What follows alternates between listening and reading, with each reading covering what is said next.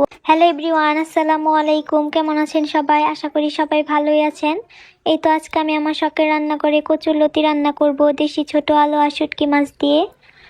কচুরলতি খেতে কার কার ভালো লাগে? আমার তো খুবই ভালো লাগে। এই তো রান্নাটা এখন বসিয়ে দিব। চুলায় কড়াই দিয়ে পরিমাণ মতো তেল দিয়ে দিলাম। এখন পেঁয়াজ কুচি মরিচ কুচি দিয়ে দিচ্ছি।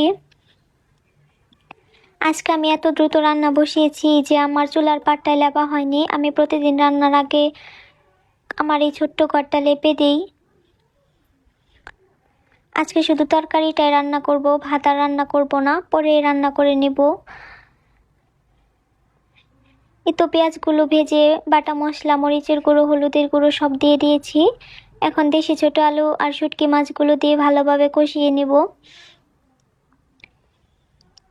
আমার রান্নার ভিডিওগুলি দেখতে আপনাদের কেমন লাগে সবাই কিন্তু কমেন্টে জানাবেন। আর ভালো লেগে থাকলে অবশ্যই আমার পেজটা ফলো করে দিবেন।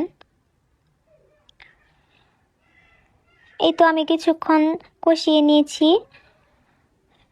এখন পরিমাণ মতো পানি দিয়ে দিব। খুবই অল্প পানি দিলাম, যেহেতু লতা তরকারি পানি এতটাও দেওয়া লাগে না, দ্রুত সিদ্ধ হয়ে যায়। আমার রান্নাটা হয়ে গিয়েছে, এখন নামিয়ে নিচ্ছি।